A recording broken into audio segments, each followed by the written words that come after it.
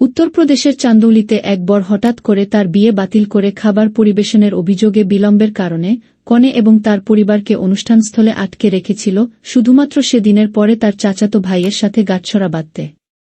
নববধূ এবং তার পরিবার তারপরে পুলিশের কাছে গিয়ে বিচার দাবি করে এবং দাবি করে যে অনুষ্ঠানটি হওয়ার কয়েক ঘণ্টা আগে তারা বরের পরিবারকে ১.৫ লক্ষ টাকা দিয়েছিল।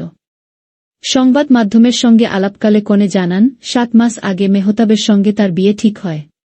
২ ডিসেম্বর বিয়ের মিছিলটি হামিদপুর গ্রামে তার বাড়িতে আসার সাথে সাথে মেহতাব এবং তার আত্মীয়রা তার পরিবার তাকে উষ্ণ অভ্যর্থনা জানা। আমি সকাল থেকেই প্রস্তুত ছিলাম। বর এবং তার পরিবার এসেছিলেন, খেয়েছিলেন এবং তারপর ঘটনাস্থল ত্যাগ করার আগে আমার বাবা-মাকে গালিগালাজ ও লাঞ্ছিত করেছিলেন। পরে আমি বিচারের জন্য পুলিশের কাছে গিয়েছিলাম, তিনি বলেন। কনে জানান, বিয়ের অতিথিরা খেতে বসলে মেহতাবকে খাবার পরিবেশন করতে কিছুটা বিলম্ব হয়।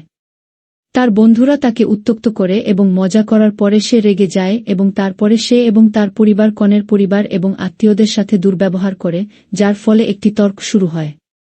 গ্রামের প্রবীণরা সমস্যা সমাধানের জন্য হস্তক্ষেপ করার চেষ্টা করেছিল কিন্তু মেহতাব গাঁট বাঁধতে অস্বীকার করে এবং তার বাড়িতে ফিরে আসে। কনের পরিবার যখন ধাক্কা খেয়েছিল, মেহতাব একই দিন পরে তার এক চাচাতো ভাইকে বিয়ে করেছিল। পুলিশের অভিযোগ, মেহতাবের বিয়ের কথা জানতে পেরে কনে এবং তার বাবা-মা অভিযোগ দায়ের করতে ২-৩ ডিসেম্বর শিল্পনগরীর পুলিশ পোস্টে যান। নিষ্ক্রিয়তার অভিযোগ করে তারা পরে পুলিশ সুপার আদিত্য লাগার কাছে বিষয়টি বাড়িয়ে তোলে।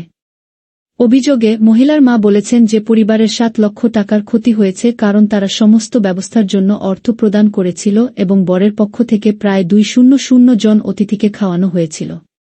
বিয়ের কয়েক ঘণ্টা আগে ওই ব্যক্তির পরিবারের কাছে ১.৫ লাখ টাকাও হস্তান্তর করা হয়েছিল, তিনি অভিযোগে বলেছেন।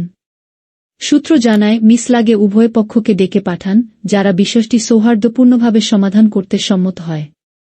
উভয় পক্ষের দ্বারা একটি লিখিত চুক্তি স্বাক্ষরিত হয়েছিল যে মহিলার পরিবারকে ১.৬ লক্ষ টাকা দেওয়া হবে, সার্কেল অফিসার রাজেশ রায় জানিয়েছেন।